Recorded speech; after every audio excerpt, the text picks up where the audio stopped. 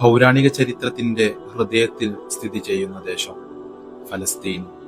സംസ്കാരങ്ങളുടെയും മതങ്ങളുടെയും സംഗമസ്ഥലമായ ഈ മണ്ണ് ആയിരക്കണക്കിന് വർഷങ്ങളായി ലോകത്തിന്റെ കണ്ണുകളിൽ പ്രത്യേക സ്ഥാനമേറ്റു നിന്നു. മുസ്ലിംകൾക്കും ക്രൈസ്തവർക്കും യഹൂദർക്കും ഒരുപോലെ വിശുദ്ധമായ നഗരം ജെറുസലേം. അതിനാൽ തന്നെ ഈ ഭൂമി മതത്തിന്റെ, സംസ്കാരത്തിന്റെ, ചരിത്രത്തിന്റെ അടയാളമായി നിലകൊണ്ടു. എന്നാൽ 20-ാം നൂറ്റാണ്ട് വലിയൊരു വഴിത്തിരിവായി മാറി. 1948 ഇസ്രായേൽ രാഷ്ട്രത്തിന്റെ പ്രഖ്യാപനം നടന്നു. ആ ദിവസം മുതൽ ഫലസ്തീനിന്റെ കഥ അധിനിവേശത്തിന്റെയും അഭയാർത്ഥത്തിന്റെയും കഥയായി മാറി. ആയിരക്കണക്കിന് ഫലസ്തീൻ ജനങ്ങൾ വീടുകൾ വിട്ടുപോകേണ്ടി വന്നു. അവർ ഇതിനെ നഖബ എന്ന് വിളിക്കുന്നു. അറബിയിൽ ദുരന്തം എന്നാണ് അർത്ഥമാക്കുന്നത്. 1967 6 ദിവസം നീണ്ട യുദ്ധം, ഗാസ, വെസ്റ്റ് ബാങ്ക്, കിഴക്കൻ ജെറുസലേം എല്ലാം അധിനിവേശത്തിന് കീഴിലാക്കി. അവിടെ നിന്നാണ് ഇന്ന് വരെ തുടരുന്ന ദുരന്തത്തിന്റെ തുടക്കം.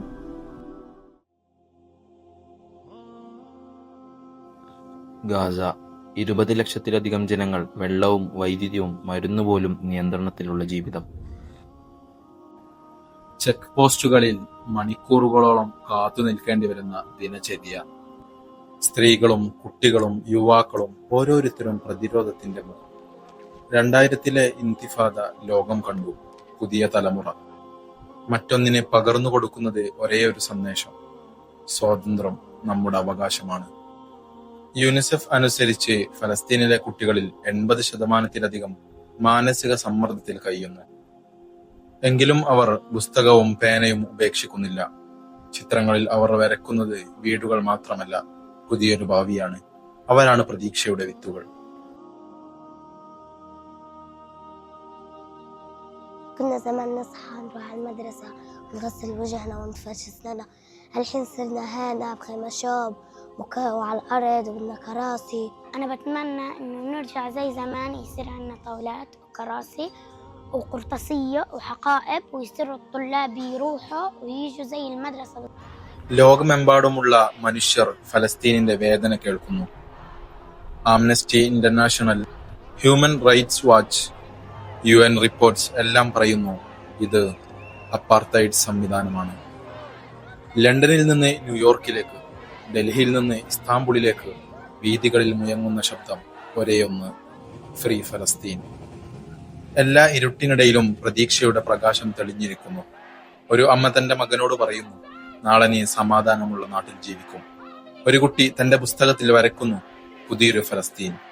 പ്രതീക്ഷയാണ് അവരുടെ കരുത്ത്, പ്രതീക്ഷയാണ് അവരുടെ ആയുധം, പ്രതീക്ഷയാണ് അവരുടെ ഭാവി. ഇന്ന് ഫലസ്തീൻ മതിലുകൾക്കുള്ളിൽ തടവിലാണ്. എന്നാൽ അവരുടെ ഹൃദയങ്ങളിൽ തെളിഞ്ഞിരിക്കുന്ന പ്രകാശം പ്രതീക്ഷയാണ്. ഒരു ദിവസം ഈ മതിലുകൾ ഇടിഞ്ഞു വീഴും. ഒരു ദിവസം സ്വാതന്ത്ര്യത്തിന്റെ പതാക ഉയരും. കാരണം പ്രതീക്ഷ ഒരിക്കലും മരിക്കില്ല. ഐക്യരാഷ്ട്രസഭയിലെ 193 രാഷ്ട്രങ്ങളിൽ 147 രാജ്യങ്ങൾ ഫലസ്തീനെ അംഗീകരിച്ചത് വലിയ പ്രതീക്ഷയായി കണക്കാക്കാം.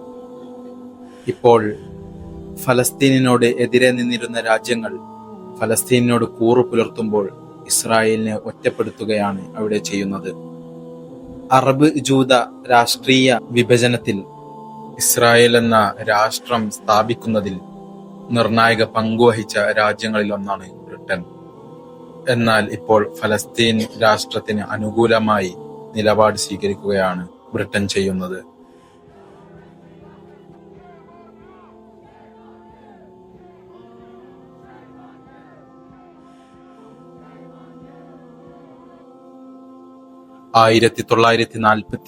മെയ് മാസത്തിൽ ബ്രിട്ടീഷുകാർക്ക് ഫലസ്തീൻ പ്രദേശം വിഭജിച്ചതു മുതലാണ് പ്രശ്നങ്ങൾ ആരംഭിക്കുന്നത്.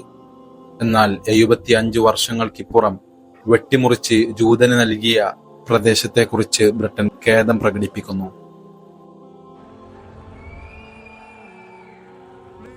ഈയിടെയായി UN ജനറൽ അസംബ്ലിയിൽ ഇസ്രായേൽ പ്രധാനമന്ത്രി ബെഞ്ചമിൻ നെതന്യാഹുവിനെതിരെ പ്രതിഷേധിച്ച് UN പ്രതിനിധികൾ ഇറങ്ങിപ്പോയതും പ്രതീക്ഷയാണ്. അദ്ദേഹം പ്രസംഗിക്കാൻ എഴുന്നേറ്റതോടെ ലോകത്തിന്റെ വിവിധ ഭാഗങ്ങളിൽ നിന്നെത്തിയ 100-ലേറെ പ്രതിനിധികൾ കൂക്കുവിളിച്ച് വാക്കൌട്ട് നടത്തിയിരുന്നു. നെതന്യാഹുവിനെ ബഹിഷ്കരിച്ച UN സഭയുടെ ചിത്രം പങ്കുവച്ച് ഇന്ന് ലോകത്തിലെ ഏറ്റവും വെറുക്കപ്പെട്ടതും ഒറ്റപ്പെട്ടതുമായ ഭരണകൂടമാണ് ദുഷ്ട സയനിസ്റ്റ് ഭരണകൂടം എന്നാണ് കംനായി കുറിച്ചത്. ലോകം ആ പിഞ്ചു കുഞ്ഞുങ്ങൾക്ക് വേണ്ടി ഒന്നിക്കുകയാണ്.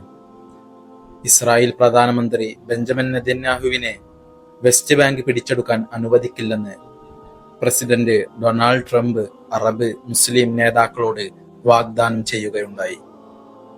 ഇവിടെ എല്ലാ രാഷ്ട്രത്തലവന്മാരോടും സർക്കാരുകളോടും ഞാൻ അഭ്യർത്ഥിക്കുന്നു, മാനവികതയുടെ പേരിൽ അടിച്ചമർത്തപ്പെട്ട ഫലസ്തീനികൾക്കെതിരെ നിവർന്നു നിൽക്കേണ്ട ദിവസം അത് ഇന്നാണ്. Recep Tayyip വ്യക്തമാക്കുകയുണ്ടായി. 2023 ഒക്ടോബർ മുതൽ ഗാസയിൽ 65,000-ത്തിലധികം ആളുകൾ കൊല്ലപ്പെട്ടു. ആയിരക്കണക്കിന് കുട്ടികൾ ഉൾപ്പെടെ പ്രാദേശിക ഫലസ്തീനിയൻ ആരോഗ്യ മന്ത്രാലയത്തിന്റെ കണക്കനുസരിച്ച് ഭൂരിഭാഗം പ്രദേശങ്ങളും നശിപ്പിക്കപ്പെടുകയും ഭൂരിഭാഗം ജനങ്ങളും അവരുടെ വീടുകളിൽ നിന്ന് ആട്ടിയോടിക്കപ്പെടുകയും ചെയ്തു. ലക്ഷക്കണക്കിന് ആളുകൾ പട്ടിണിയിൽ കഴിയുന്ന എൻക്ലേവിലെ ഏറ്റവും ജനസാന്ദ്രതയുള്ള നഗരത്തിൽ ഇസ്രായേൽ ആക്രമണവുമായി മുന്നോട്ടു പോകുന്നതിനിടെ ഒറ്റ രാത്രി കൊണ്ട് ഗാസ സിറ്റിയിൽ ഇസ്രായേൽ ആക്രമണത്തിൽ കുറഞ്ഞത് 34 പേർ കൊല്ലപ്പെട്ടതായി ആരോഗ്യ ഉദ്യോഗസ്ഥർ പറയുന്നുണ്ട്. ഈ ഒരു പശ്ചാത്തലത്തിലാണ് ഫലസ്തീനെ അംഗീകരിക്കുമെന്ന് ഇസ്രായേലിന്റെ പരമ്പരാഗത പിന്തുണക്കാരായ രാജ്യങ്ങളുടെ വർദ്ധിച്ചു വരുന്ന പട്ടിക. പ്രതീക്ഷയുടെ പുൽനാമ്പുകൾ പൊട്ടിവരാൻ സമയം അതിക്രമിച്ചിരിക്കുന്നു. സോഷ്യൽ മീഡിയ ലോകത്തെ ബന്ധിപ്പിച്ചു. ഫ്രീ ഫലസ്തീൻ എന്ന മുദ്രാവാക്യം ലക്ഷക്കണക്കിന് ഹൃദയങ്ങളിൽ പ്രതീക്ഷയുടെ വിളക്കായി മാറി. ഇന്ന് ഫലസ്തീൻ മതിലുകൾക്കുള്ളിൽ തടവിലാണ്. എന്നാൽ അവരുടെ ഹൃദയങ്ങളിൽ തെളിഞ്ഞിരിക്കുന്ന പ്രകാശം പ്രതീക്ഷയാണ്. ഒരു ദിവസം ഈ മതിലുകൾ ഇടിഞ്ഞു വീഴും. ഒരു ദിവസം സ്വാതന്ത്ര്യത്തിന്റെ പതാക ഉയരും. കാരണം പ്രതീക്ഷ ഒരിക്കലും മരിക്കില്ല.